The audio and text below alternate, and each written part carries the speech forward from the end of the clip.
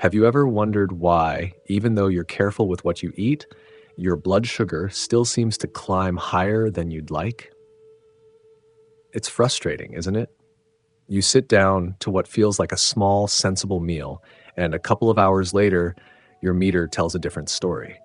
Or maybe your energy crashes halfway through the day, like a flashlight whose batteries just don't hold a charge anymore.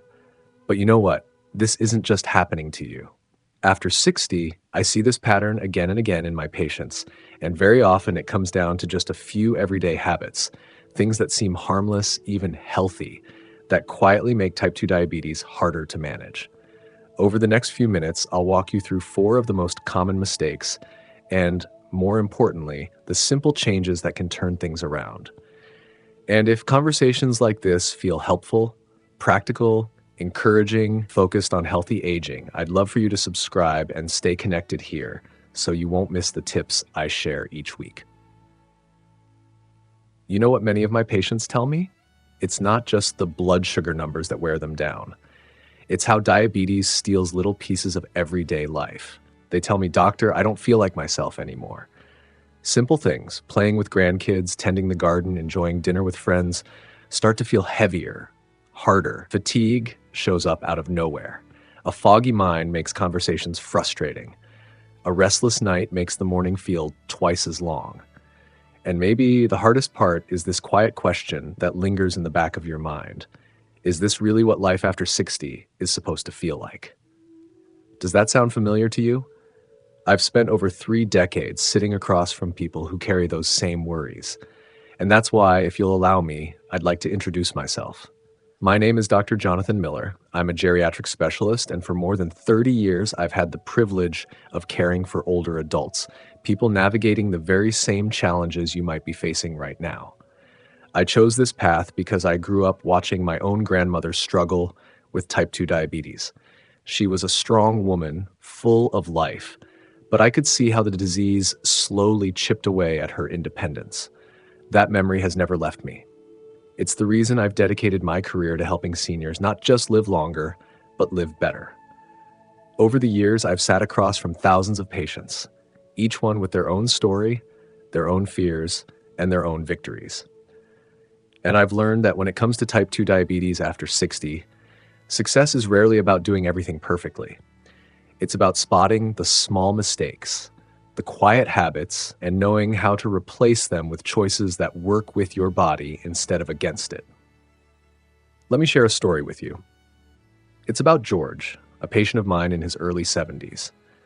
His journey might sound very familiar. George was 72 when he first came to see me, a retired teacher, proud grandfather, someone who always tried to do the right thing for his health. But when he sat down in my office, I could see the weight of frustration on his face. He told me, "Doctor, I feel like I'm doing everything right. I eat light meals, I take my medicine, I even try to walk every day. But I'm still tired all the time. My sugar numbers bounce up and down, and honestly, I'm starting to wonder if I'll ever feel like myself again." His days had become a cycle of ups and downs.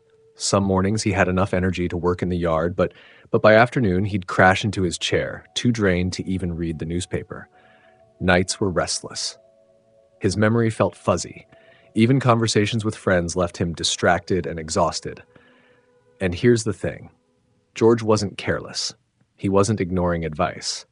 He was simply caught in the same trap so many people with type 2 diabetes after 60 fall into.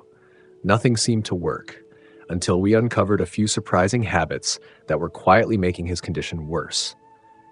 Have you or someone you love gone through the same thing? If you feel comfortable, share your experience in the comments. I read them, and you'd be surprised how many people feel the same way you do. In just a moment, I'll reveal exactly what those hidden mistakes are and the simple shifts that helped George turn the corner. Thank you for staying with me. It tells me something important.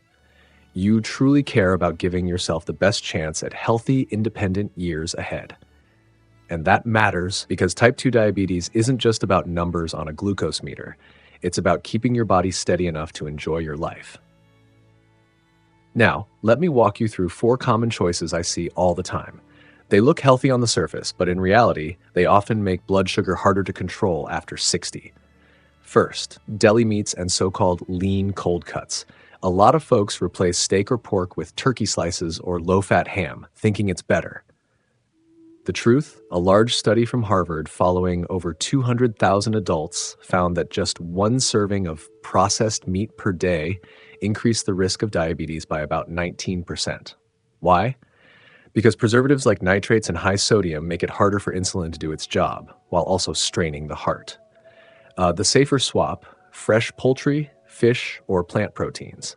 A palm-sized piece, around 3 to 4 ounces, is all your body needs in one meal. That amount provides protein without overwhelming your system. Second, bread that looks healthy but isn't. The label says wheat or multigrain, so it feels like a good choice. But here's the trap. If the first ingredient isn't 100% whole grain, it usually breaks down almost as quickly as white bread. The result? A sugar spike, followed by the fatigue crash. Studies show that diets high in refined carbs increase the risk of diabetes complications by 30 to 40%. True whole grains like steel-cut oats, quinoa, or genuine whole wheat bread digest slowly, feeding your body steadily. Even a single slice or half a cup of cooked oats can make a noticeable difference in your morning energy. Third, fruit juice instead of soda. I hear this a lot. Doctor, I gave up soda. I just drink orange juice now. It feels like a win, but here's the hidden problem. One 8-ounce glass of juice contains the sugar of 3 or 4 oranges, with none of the fiber.